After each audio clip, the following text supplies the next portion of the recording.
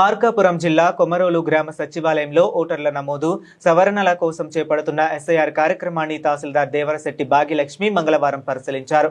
Booth level అధికారుల పనితీరును సమీక్షిస్తూ ఈ నెల 14వ తేదీలోగా 100% ప్రక్రియ పూర్తి చేయాలని ఆదేశించారు. ఈ సందర్భంగా ఒక్కో బిఎల్ఓ వద్ద ఉన్న ఓటర్ల జాబితాలు ఆన్లైన్లో నమోదైన దరఖాస్తుల పురోగతిని పరిశీలించి పలు సూచనలు చేశారు.